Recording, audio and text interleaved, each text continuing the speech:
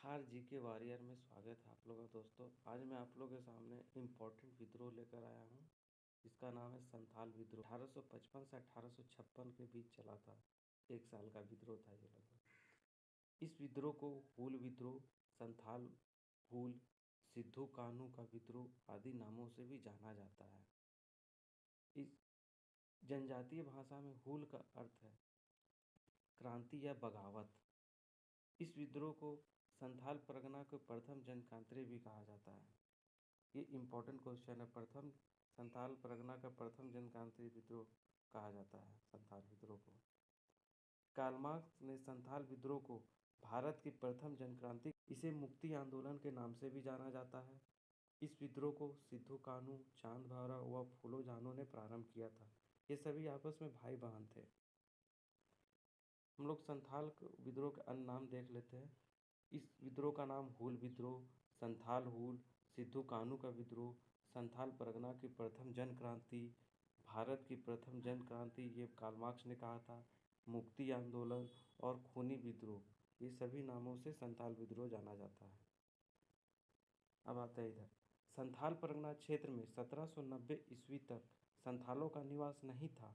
विभिन्न क्षेत्रों में हो रहे शोषण की मुक्ति हेतु इन्होंने संथाल परगना क्षेत्र को अपना निवास स्थान बनाया। 1815 से 1830 के बीच सर्वाधिक जनसंख्या में संथालों का इस क्षेत्र में आगमन हुआ। इस क्षेत्र में बसे संथालों का धीरे धीरे विभिन्न प्रकार से शोषण प्रारंभ हो गया। जमींदारों द्वारा लगान की ऊंची दरें, महाजनों द्वारा अत्यधिक ब्याज दर पर ऋण, संथाल महिलाओं के साथ दुर्व्यवहार, ब्रिटिश सरकार, पुलिस व न्याय व्यवस्था द्वारा संथालों का शोषण आदि इसके विभिन्न स्वरूप हैं।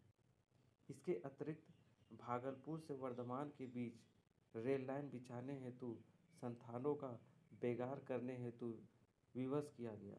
ये वर्धमान आपको वेस्ट बंगाल में आता है दोस्तों। तथा बेगार करने से मना करने पर इन्हें शारीरिक दंड भी दिया जाने लगा। इस विद्रोह का प्रारंभ 1855 ईस्वी में तब प्रारंभ हुआ जब संथालों ने अंग्रेजी उपनिवेशवाद व अंग्रेजों को गैर आदिवासियों का शोषण के खिलाफ संघर्ष छेड़ने का निर्णय लिया। विद्रोह के प्रारंभ से पूर्व तक एक स्थानीय साहूकार ने अपने घर में मामूली चोरी के आरोप में दीदी थाने के दरोगा महेश लाल दत्त की सहायता से संथालों को गिरफ्तार करवा दिया तथा जेल में विजय माझी नामक एक संथाल की मौत हो गई। इस एक संथाल के आक्रमण रुख दिखाते हुए दरोगा की हत्या कर दी गई, जिसके सभी संथालों ने समर्थन किया। इसके बाद 30 जून 1855, 30 जून को हूल दिवस भी मनाया जाता है को भोगनाडीह गांव में लगभग 400 गांव से 6000 से अधिक आदिवासियों ने एक सभा में, जिसमें अपना देश अपना राज का नारा दिया गया। एक नारा दिया गया था चुआर विद्रोह में, जिसमें था कि अपना गांव अपना राज, दूर भगाओ विदेशी राज। 30 जून को हूल दिवस के रूप में भी मनाया जाता है। इस सभा में सिद्धू को राजा, कान्हू को मंत्री, चांद को प्रशासक तथा भैरव को सेनापति नियुक्त किया गया। इस सभा में सिद्धू कान्हू ने यह घोषणा किया कि भगवान ने उन्हें निर्देश दिया कि आज़ादी के लिए अब हथियार उठा लो। इसके साथ ही उन्होंने भविष्यवाणी की अब विदेशी शासन का अंत होने वाला है तथा अंग्रेज व उनके समर्थक गंगा पार लौटकर आपस में लड़ मरेंगे। यहाँ भी दोस्तों एक क्वेश्चन बनेगा, पूछ सकता है कि भगवान ने उन्हें निर्देश दिया है आज़ादी के लिए अब हथियार उठा लो, ये किसने कहा था? तो ये सिद्धू कान्हू ने कहा था। एक और क्वेश्चन यहाँ बनेगा, अब विदेशी शासन का अंत होने वाला है तथा अंग्रेज व उनके समर्थक गंगा पार लौटकर आपस में लड़ मरेंगे, ये भी सिद्धू कान्हू ने ही कहा था। इस क्षेत्र का प्रारंभ संथाल परगना क्षेत्र में हुआ था।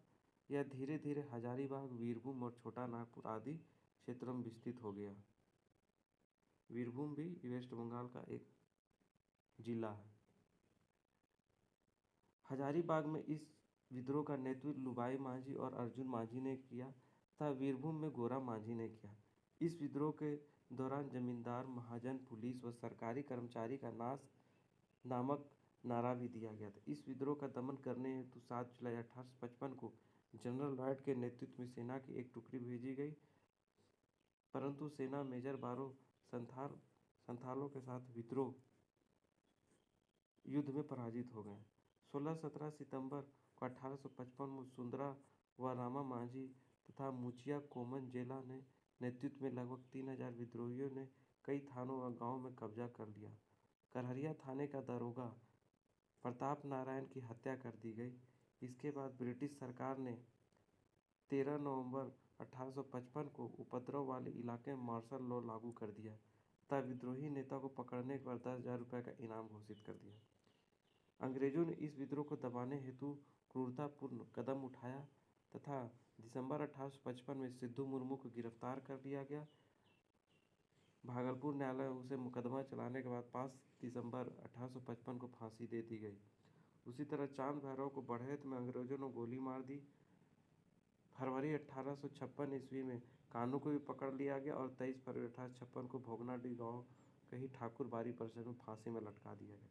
इस विद्रोह को दबाने हेतु अंग्रेजी अधिकारी captain Alexander, lieutenant Thomson, lieutenant Reid ने महत्वपूर्ण भूमिका निभाई। इस विद्रोह में 50,000 से भी अधिक संथाली पुरुष महिलाओं ने भागीदारी की, जिसमें 15,000 से अधिक लोग मारे गए। इस विद्रोह का प्रसार संथाल परगना के अलावा हजारीबाग नेतृत्वकर्ता जुबाई मांझी और अर्जुन मांझी व भीरभूम का नेतृत्वकर्ता गोरा मांझी क्षेत्र में हुआ। अंग्रेजों ने इस विद्रोह के दौरान संथाल विद्रोह से बचाव हेतु पाकुड़ में मोंटिलो टावर का निर्माण किया था। देखिए ये भी इम्पोर्टेंट क्वेश्चन है। तो मोंटिलो का टावर कहाँ पर है? तो पाकुड़ में। और किस लिए बनाया गया था? तो अंग्रेजों ने संथाल विद्रोह से बचाव करने हेतु बनवाया था। संथाल विद्रोह में पाकुड़ की रानी क्षेमा सुंदरी ने के द्वारा भी सहायता मांगी गई थी।